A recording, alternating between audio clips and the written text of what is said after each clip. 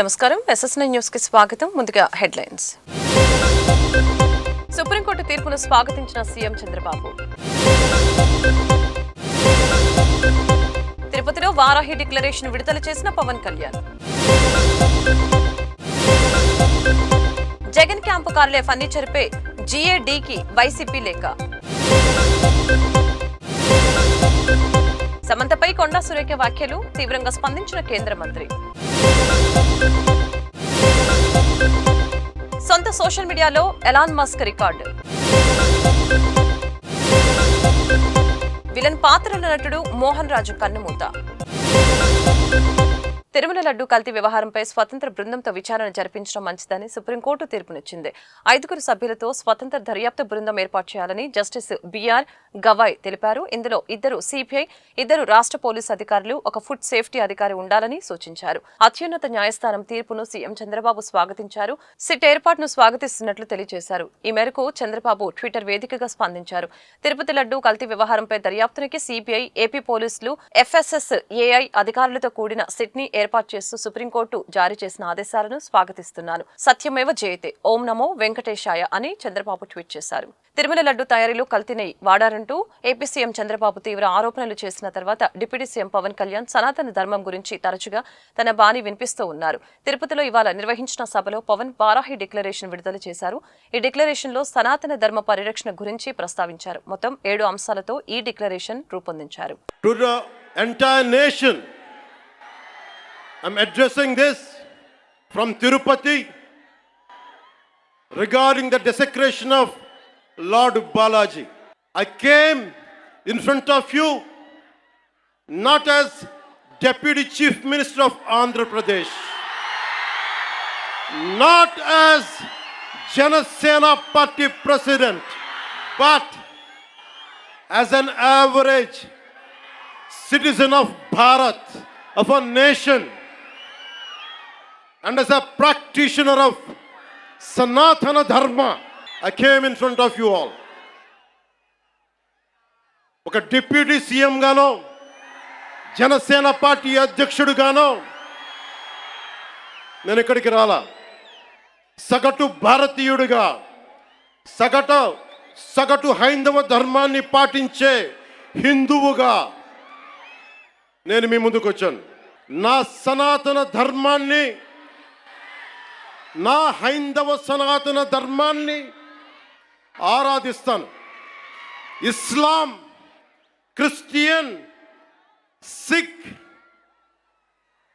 బౌద్ధం మొదలగు అన్య మతాల్ని గుండెల నిండుగా గౌరవిస్తాను. ఐ వర్షిప్ మై హిందూ సనాతన ధర్మ and I respect Islam, Christianity, Sikhism and Buddhism and all the dharmas existing in this world. భిన్నత్వంలో ఏకత్వం చూపించేది సనాతన ధర్మం. ఇతర మత ధర్మాలని గౌరవించేది సనాతన ధర్మం. స్వస్తి ప్రజాభ్యః పరిపాలయంతాం న్యాయేన మార్గేణ జనరాజ్యతంత్రాః శుభమస్తు పశుపక్షి వృక్షకీటేభ్యః లోకాః సమస్తా సుఖినో భవంతు. ఈ ప్రపంచం కేవలం మనుషులు ఒక్కలే బాగుండాలని కోరుకోలా. వసుదైక కుటుంబకం, పశువులు, పక్షులు, మనుష్యులు, అన్ని ధర్మాలు, అన్ని జాతులు, అన్ని ప్రాంతాలు, అన్ని దేశాలు అన్ని సుఖంతో ఉండాలని కోరుకునేది సనాతన ధర్మం. మాజీ సీఎం వైఎస్ జగన్ క్యాంప్ ఆఫీసులో ఉన్న ప్రభుత్వ ఫర్నిచర్ ని వెంటనే తీసుకుని రావాలని సాధారణ పరిపాలన శాఖ జీఏడీకి వైసీపీ మరొకసారి లేఖ రాసింది. ఈ మేరకు జీఏడీ డిప్యూటీ సెక్రటరీకి ఆ పార్టీ ప్రధాన కార్యదర్శి ఎమ్మెల్సీ లీలాపిరెడ్డి లేఖ రాశారు. ఆ ఫర్నిచర్ ని వెంటనే తీసుకుని పోవాలని కోరారు. ఫర్నిచర్ లో కొన్నిటిని తమ దగ్గరే ఉంచుకునేందుకు అనుమతినిచ్చాలని, వాటికి విలువ కడితే చెల్లించేందుకు సిద్ధంగా ఉన్నామని, మిగిలిన వాటిని తిరిగి ఇచ్చేస్తామని పేర్కొన్నారు. ఇప్పటికీ 4 పర్యాయాలు లేఖ రాశామని ఆయన పేర్కొన్నారు. అసలు ఆ ఫర్నిచర్ ను వెనక్కు తీసుకునే ఉద్దేశం ఉందా లేదా అని ఎల్లాపిరెడ్డి సూటిగా ప్రశ్నించారు. కేవలం నిందలు మోపటానికి దీనిపై స్పందించడం లేదా అని ఆయన ప్రశ్నించారు. నాగ చైతన్య, సమంత, నాగార్జునులపై తెలంగాణ మంత్రి కొండా సురేఖ చేసిన వ్యాఖ్యలపై కేంద్ర మంత్రి అశ్విని వైష్ణవ్ తీవ్రంగా స్పందించారు. ఈ మేరకు ఆయన ఎక్స్ వేదికగా ట్వీట్ చేశారు. పలువురు సినీ ప్రముఖులపై తెలంగాణ కాంగ్రెస్ ప్రభుత్వంలోని ఓ మహిళా మంత్రి చేసిన వ్యాఖ్యలు దిగ్భ్రాంతికి గురి చేశాయని చెప్పారు. ఈ వ్యాఖ్యలు కాంగ్రెస్ పార్టీ మహిళా వ్యతిరేక మనస్తత్వానికి నిదర్శనమని రాసుకొచ్చారు. మన దేశానికి ఎంతో గర్వకారణమైన వినోద పరిశ్రమను కాంగ్రెస్ పార్టీ ఏ విధంగా చూపించే ప్రయత్నాలు చేస్తుందో కూడా ఈ మాటల్ని బట్టి అర్థమవుతుందని తెలియజేశారు. తెలంగాణ మంత్రి కొండా సురేఖ వ్యాఖ్యలపై రాహుల్ గాంధీతో పాటు కాంగ్రెస్ పార్టీ నాయకత్వం మౌనం వహిస్తుందని ఆరోపించారు. వారి మౌనం వెనుక ఆమె వ్యాఖ్యలకి మద్దతు ఇస్తున్నట్లుగా కనిపిస్తుందని ఆరోపించారు. ప్రజా సమస్యల పరిష్కారానికి ప్రజా దర్బార్ కార్యక్రమం నిర్వహిస్తున్నామని శ్రీకాకుళం ఎమ్మెల్యే గొండు శంకర్ అన్నారు. శుక్రవారం మున్సిపల్ కార్యాలయం వద్ద ప్రజా దర్బార్ కార్యక్రమాన్ని నిర్వహించారు. ఎమ్మెల్యే గొండు శంకర్ హాజరై నగరవాసుల నుంచి వినతులను స్వీకరించారు.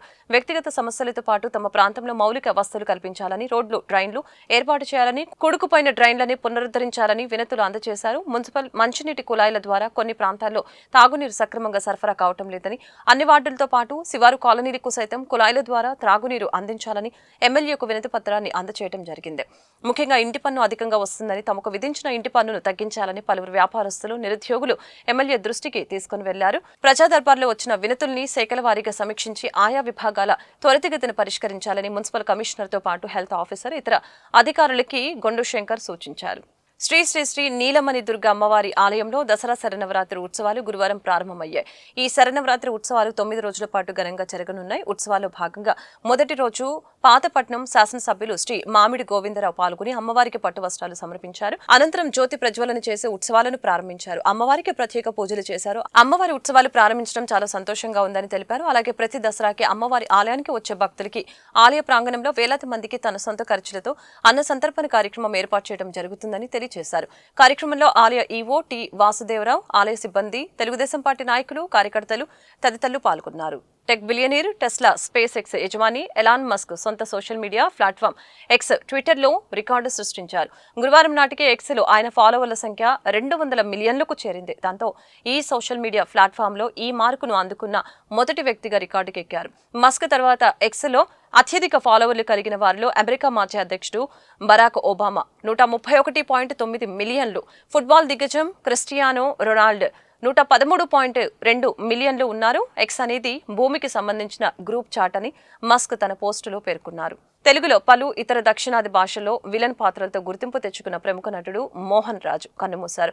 మోహన్ రాజు తిరువనంతపురంలోని తన నివాసంలో గురువారం నాడు తుది శ్వాస విడిచారు. కొన్నేళ్ల కిందట ఓ తెలుగు చిత్రంలో యాక్షన్ సన్నివేశంలో నటిస్తూ ఉండగా కాలికి గాయమైంది. ఆ గాయం అతని కెరియర్ ని దెబ్బతీసింది. ఆ గాయం నుంచి పూర్తిగా కోలుకోలేకపోయారు. 6 అడుగుల ఎత్తుతో బలంగా కనిపించే మోహన్ రాజు విలనిజం పండించడంలో తనకంటూ ప్రత్యేకమైన శైలిని ఏర్పరచుకున్నారు.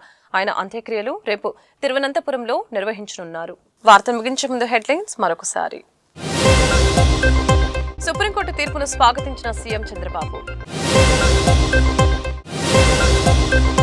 తిరుపతిలో వారాహి డిక్లరేషన్ విడుదల చేసిన పవన్ కళ్యాణ్.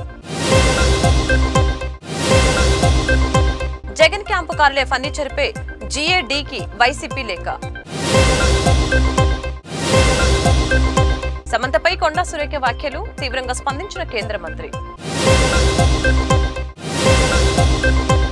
సొంత సోషల్ మీడియాలో ఎలాన్ మస్క్ రికార్డు. విలన్ పాత్రల నటుడు మోహన్ రాజు కన్నుమూత.